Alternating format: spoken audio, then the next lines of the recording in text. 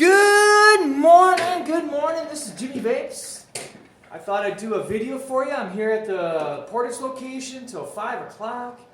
We've had a lot of people coming in all worried about the FDA rulings. Everybody knows that this has been out for a long time.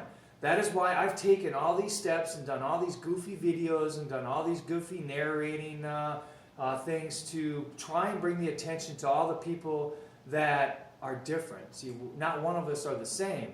So what I try to do is I try to reach everybody in their own little mental atmospheres, so that way they at least come to terms on what we're trying to do.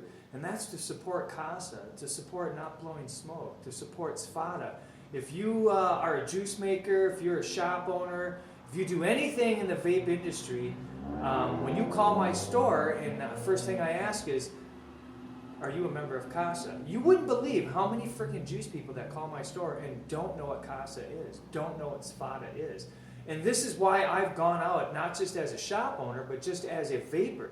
I've watched my beautiful wife die from cancer damn near, and I've watched the vape bring her back to life because it took her off them stinkies. And then because she was not on those stinkies and wasn't getting over 6,000 chemicals, it took her off an array of medications that were interacting with all those chemicals that she was putting in her body from smoking. See, I could go to Seattle right now, Washington, and actually no, it's the capital. So I can go to Olympia in Washington. I could sit on the grass. I could smoke me a fucking joint, get stoned off my goddamn mind.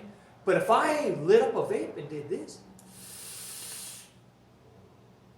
ooh, I just electrified everything and I'd get arrested. I'd get a ticket. I'd get fined. So the tobacco corporations, you know, and the pharmaceutical companies have so much money that they've actually paid all these litigators and all these politicians out there that they've been fed and just given all this money for all these years, and they voted them in. We didn't vote them in. They were voted in under the table through closed doors. And these people now make the law for us. And they make the law for corporations that feed their pockets, that make their family richer, so they can stand up above us as little frickin' worker ants and little pieces of shit peoples. And that's the way they look at us. That's why we're controlled by taxes. That's why we're controlled by all these laws, by all these regulations on the... it's ridiculous. We've got to stand for our Second Amendment, people. We are the people. We have our right to stand up and say enough is enough. We need to put our feet down and say, you know what? This is getting crazy. We're being taxed out our asses.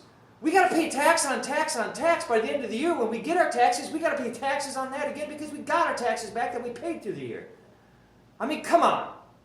Now the FDA is fucking with us over this. And I've told everybody for a long time, man up, support your right. Don't sit there and, I love the vape, let's do a hand check. Hand checks get more love because somebody hand checked a box like this. But when I put a CASA card, or I put a Not Blowing Smoke pamphlet there, very little likes. For a long time it's been that way. Now I'm not tooting my own horn because, you know, just because I'm a shop owner doesn't mean I support CASA and SFATA and Not Blowing Smoke. It's because I'm a vapor. It's because I watched my wife come back to reality of life and reborn again. See, that's the problem with everybody. Is they think because people are shop owners that they want people to come in and support their rights to vape so they can keep their doors open. I'll close my fucking door. I'll sell this shit right out my trunk. I'll sell this shit right out my basement, man. I won't make the juice in my basement, but I'll make everything there is to provide the equipment to vape. I don't care if I closed my doors right now. I really don't. I'm a vapor. I will always be a vapor. I will make my own product. I will make my own juice for myself. I have the knowledge. I have the research. I have the abilities. And that's why I've asked everybody else to do. Everyone's going to have to buy nicotine now. And we're going to only be able to sell zero frickin' nicotine here. And then you're going to have your own nicotine to add it. That's where it's coming to. So stand up for your rights, man. Because this is it.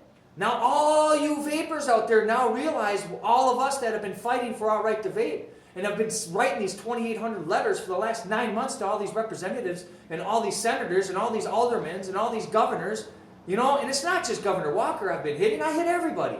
And I brought great people to my shop because of all the things that I've done as an individual, not because I own a shop, because I did it. As an individual vapor, they came to my shop.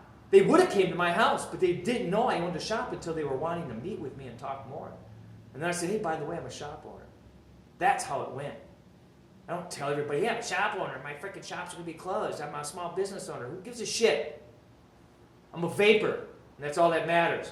And the only reason why we own a shop is because my beautiful wife had fell in love with the atmosphere of vaping to the point to where she's taken the knowledge and taken the atmosphere and grown faster than anybody. And that's why we own a shop. To bring people to safe vaping as great vaping atmospheres. To let people know that there's a shop out there where you can come and we will take care of you. And that you will be safe when you walk out our door. We will not put something in your hands that shouldn't be there like the internet does. All right? The internet's very guilty on hurting a lot of people.